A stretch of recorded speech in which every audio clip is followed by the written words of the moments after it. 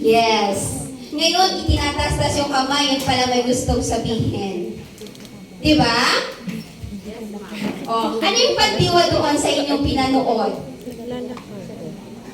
Sorry ma'am, papasok ko lang ma'am. Oh, mapapasok lang niya. Sa kanyang sinabit, alin doon sa tingin niyo ang pandiwa? Papasok. Okay, very good. O, diba? So, sige, para mas magaan yung ating pag-usad, sige, maglalaro tayo.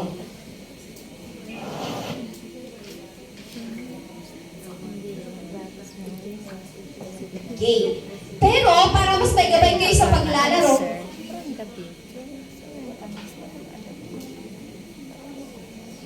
okay.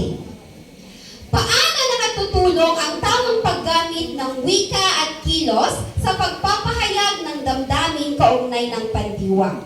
Kasi minsan, kanina may nagsabi ng maarte. Yung isa naman kanina, kahit na mo lang yung pananalita, sa kilos pa lang may naintindihan ka na. Di ba? Okay. Ngayon, paano nakatulong yung paggamit ng wika at kilos? Anong iniisip mo? Ambet? Nakakatulong po ang tamang paggamit ng wika at kilos sa pagpapahayag ng damdamin sapagkat nauunawaan ng nanonood or yung nakakakita yung pinapahayag ng isang tao kung may kaakibat itong pagkilos. Yan, mahusay! O, dahil sa hindi ka tumayo, may 1 points, pero at least may 2 points ka, di ba? Okay. Ayan, so marami na kayong mga nasabi. Maraming salamat doon. Ibig sabihin, kontento na tayo para mag-proceed. Pero para magpatuloy tayo sa laro, sige nga, tignan ko, pabilisan tayo ng mata, pabilisan ng isip. Okay, scrambled letters. O, dalagkan! Buuin ninyo, ano kayang salita yan? 10 seconds. Naglakad. Okay! Anong sagot mo? Okay, naglakad. Tingnan natin kung totoong naglakad. Ito siya. Okay, naglakad is correct. Okay, next.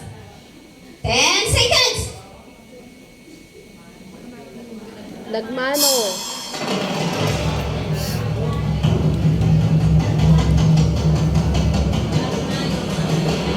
Okay, nagmano daw. Tadan! Okay, nagmano is correct. And next.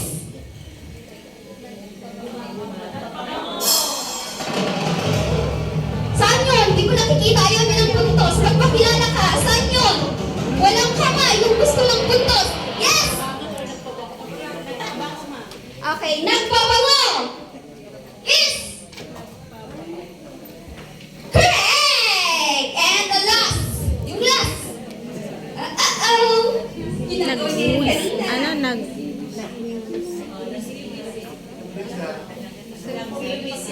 Okay, ang mga kagaling ng grade 8 natin, nagwiwisik ay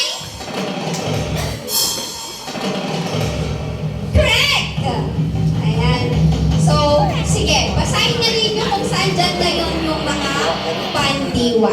Sabay-sabay basahin dito. Naglakad. Naglakad. Nagbabango. Nagmano. Nagwisisi. Okay, so yan yung tinatawag nating Pandiwa. pandiwa. Okay.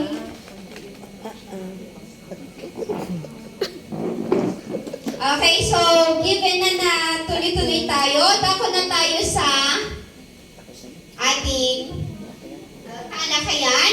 Then magkakaroon tayo ng laro ulit. So dahil sinusunod natin yung tinuro kahapon ni Ma'am Shirley. Okay. Aha. Kailangan natin ng espasyo. Okay. Lahat ng lalaki, tayo doon. Lahat ng babae, tayo doon. Konti lang mo. Meron.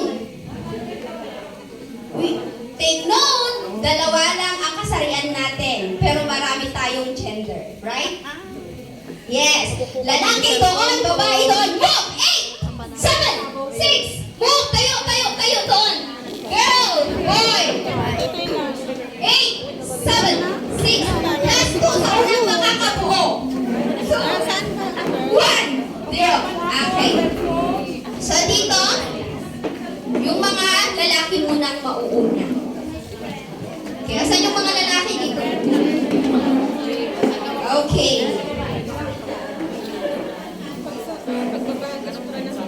Okay, maglalaro tayo. Alam ninyo to. The body sinking. The English time. Okay, the body sinking. Asan yung mga lalaki natin? Di ba tayo? Ay, okay. At dahil sa isa, dalawa, tatlo lamang sila, proceed tayo sa lalaki. Okay, proceed tayo sa lalaki, sa babae. Okay? So, the body sinking, alam naman ninyo ito mga girls inyan. The body sinking, group yourself into 8.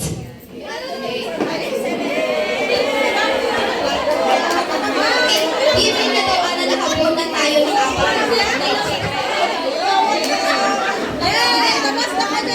Hello? Given na daw na nakabuo tayo ng apat na group. Ano?